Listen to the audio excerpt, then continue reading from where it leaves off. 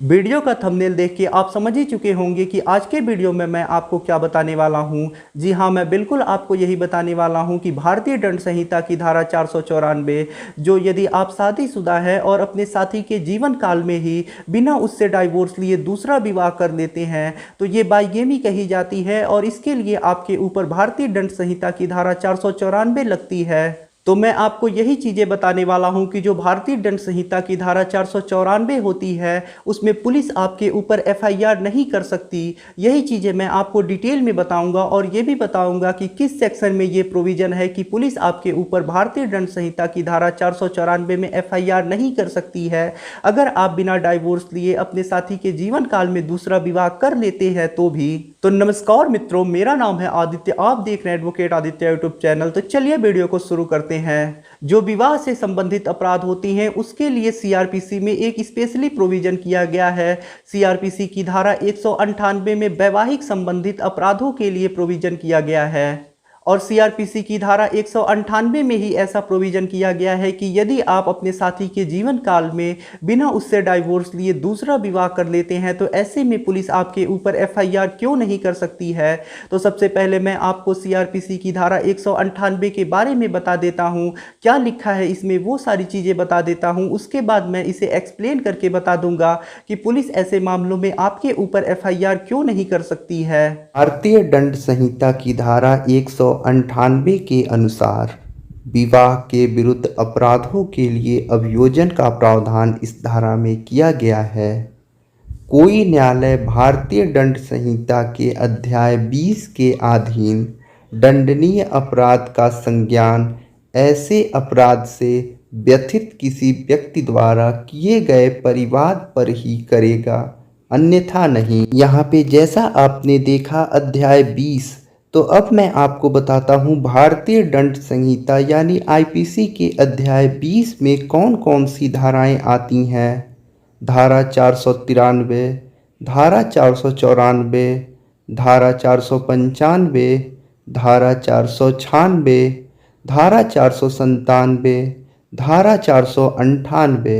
धारा 497 को अब समाप्त कर दिया गया है।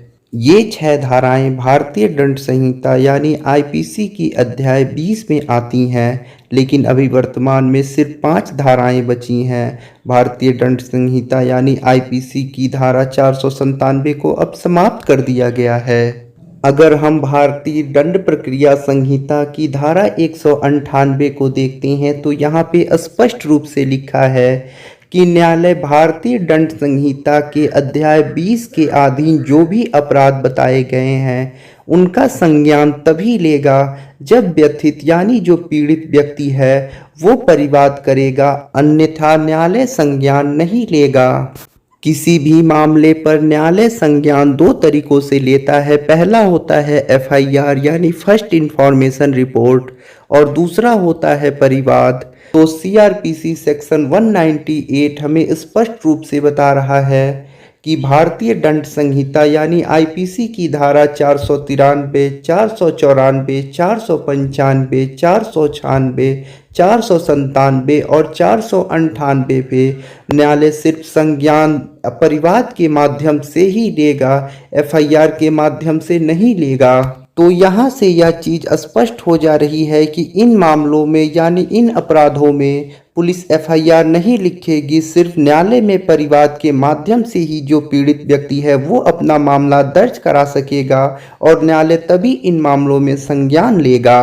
परिवाद तो आप लोग जानते ही होंगे क्या होता है। परिवाद में जो पीड़ित होता है उसका सबसे पहले 200 सीआरपीसी का बयान होता है, फिर उसके गवाहों का 202 सीआरपीसी में बयान होता है। तब यदि कोई मामला बनता है तो जो अभियुक्त व्यक्ति होते हैं उनको न्यायालय नोटिस भेज के न्यायालय में तलब करता है।